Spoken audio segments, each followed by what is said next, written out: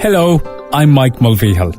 In 2017, I sat down with Padraig O Neill from Braindrum in County Leitrim, not far from Keshcarrigan or Mulvihill or the area of Gorva. We talked about the big snow of 1947. In 1947, Padraig would have been in and around the ages of 9 or 10. And the following interview are a collection of his memories. Take a listen to another episode of Unscripted, this time with Padraig O Neill. So we're here with Padraig O Neill from Braindrum, which is in the parish, I suppose, of Mulvihill now, Padraig? Yes, yeah. It's in Mulvihill parish. And at the time of 1947, it would have been Gorva. It was Gorva that time, yeah. Braindrum Gorva. So around 1947, you would have been probably in school, Padraig. It was, yeah. And on a Monday night, my father and mother were in town and I went outside about 12:30. And I could find spots hitting me. I wasn't sure if it was drizzling or rain or snow or what it was because there wasn't much light that time. No electricity. But I went back in anyway and got up for school next morning. Couldn't see a thing. The windows all blocked up. The whole lot. It was so funny to see it. It was hard to believe. It was hard to believe it because there was so much snow fell in one night, and it snowed that whole day right into the next night and the next night again, and then it stopped, and it snowed on and off then for maybe a few days to be a shower, like a shower of rain coming to be a shower of snow, and that's what kept it there for so long, and then it started to freeze. It must have stayed on. There was still some on the mountain in May, around that time. And I think it was April before we got back to school. There was roads all closed everywhere. And a neighbour of mine over the road here died, and they couldn't get out with him. They couldn't bring the body away to the church. So they had to keep him in the house. Well, they moved him out of the house, out to one of the barns.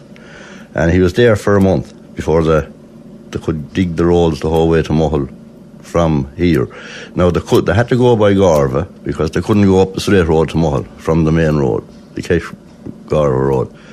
The whole pushing it up the hill. The track having to be dug out in order for all this to happen. For that to happen the whole way to Mulvihill, up to Gorva and into Mulvihill. Of course, that opened the road too for the people in the area to get to town. And over those months then of the snow, what did people do for Mass? Because back then everyone, you would have presumed, would have been going to Mass every single weekend. And what happened around that time then with people? How did they go to Mass? Well, they didn't. Unless you were able to get into town. You couldn't because the priest couldn't get out to Gorva to say Mass, and that's 6 mile out of Mulvihill. And they had no way out. So that was Mass out for a while, but when after the funeral went through, the road was open so we could go into Mulvihill that way, on the horse and cart or the horse and trap or whatever we had. And I suppose, the other side of that question would be anybody who might need a doctor. Well, the doctor was able to find his way out some way, out to Gorva, the surgery at Gorva, but you had to find your way to there. That used to be on a Tuesday, I think, and Thursday. But he'd only come once a week. And I never used to like it because you were getting your injections and all that kind of thing, which wasn't too nice that time. Not like now you wouldn't know you were getting them, but that time you had a big old thick needle. But anyway, I remember with the snow, we used to make bird cages and catch the birds, and we had no meat or nothing, so we eat the birds. Yeah, so that was the next part that I was going to come to for, we'll say, food and fuel and water. What did you do around this area? Well, we had our own turnips and potatoes and cabbage, and we brought them all up and put them in sheds. We dug them out of the ground and down the bog and brought them up so they wouldn't get frosted. Most of the neighbours done that. They were fairly well off for food, but for water was very hard to get after a week. As soon as the first frost came, that was the water finished for a while, except melting snow. And then after another couple of weeks, it was awfully hard to get clean snow. There was dust falling on it from somewhere. And you had to dig top of the layer of the snow and then get other snow and melt it down and melt it down. You could spend hours melting snow just for making tea and cooking at home. And I can't remember how my grandfather gave the cows water, or what he'd done for them. I think what he used to do was just put them out and let them lick the snow or something. And maybe put buckets of water in the buckets of snow in at night into the shed with them, and the heat of the kettle would melt the snow during the night. So they'd have a little water. So they didn't know, nothing died anyway. Now, just when we picture 1947, Padraig, and you're probably around 8-9 years of age, every child would be waking up, running out into the snow, but the snow was too deep for playing or anything like that. Oh no, it wasn't that deep. You couldn't play in it, but it was great fun because you were sinking down in it to your waist. And it used to be fun pulling each other out and snowballing and everything. It used to be we used to enjoy. We enjoyed it anyway when we were young. The older people didn't like it that much. And in terms of 2010, I was saying at the start of the programme, that's probably, when it comes to a snowstorm, the one that stands out for me and my generation. But how would 1947 have compared to 2010? Well, the snow was very heavy in 47. Now, in 2010 it was a good fall of snow, but nothing near like it. The snow was as high as houses in places. As Mikey Eddie said the other night, he remembers walking out across the gate and didn't know he was off the road. He was in the field and didn't know there was that. And they were coming out of Mulvihill from Monaghan Day Fair that night or the night after. There was people lost their way and got into fields and never couldn't get out of them, sunk in the snow and couldn't get out and died. They were found after. Yeah, people would have been walking on hedges and maybe a light part underneath, and they just slipped down and they were never got, not until the thaw. If there had been a spring well or anything, where the snow wouldn't have been as solid as other places, that you just fall down through it. And you were gone down higher than yourself in it, so there's no way out.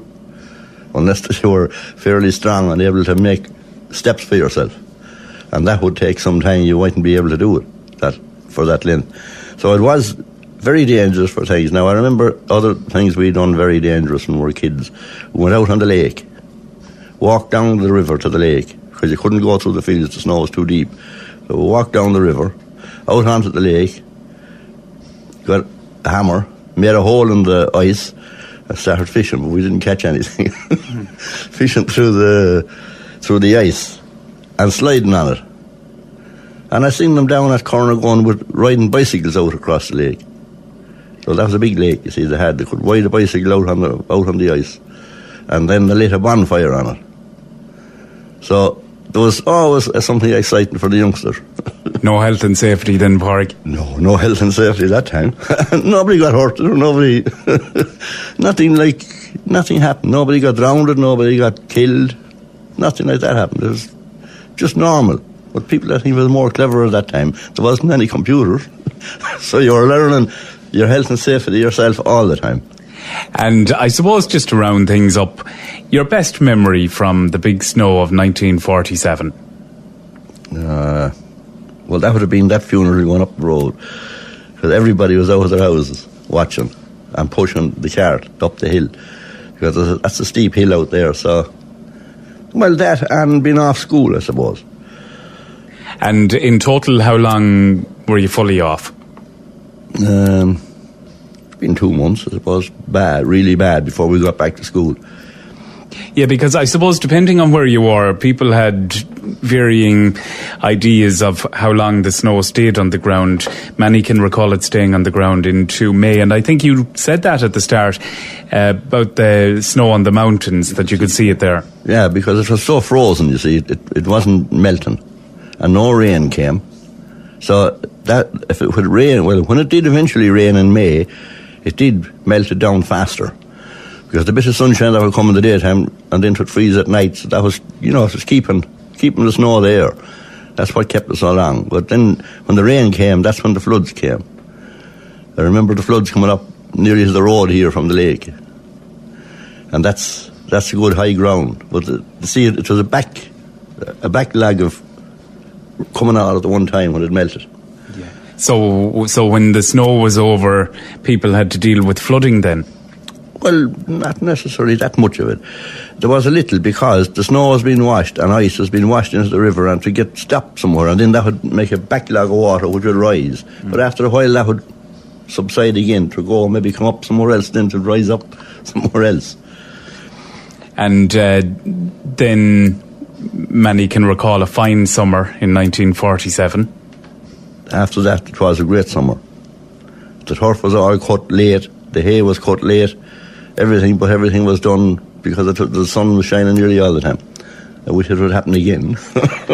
And if you're into the sport, the GA All-Ireland final played in New York, Kerry and Cavan. That's right, yeah. I remember that when they were saying, where's All-Ireland going to be this year?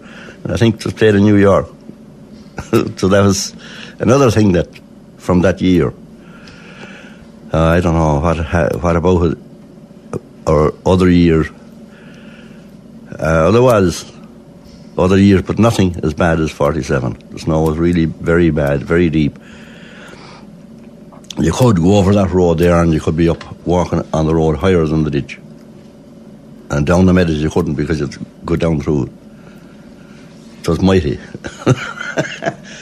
Padraig O Neill, thank you very much. Thank you, Michael. That's it.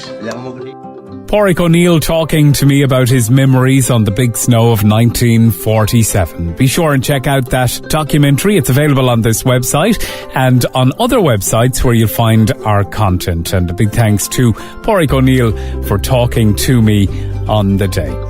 So, until next time, that's it from this version of Unscripted. Thank you for listening and goodbye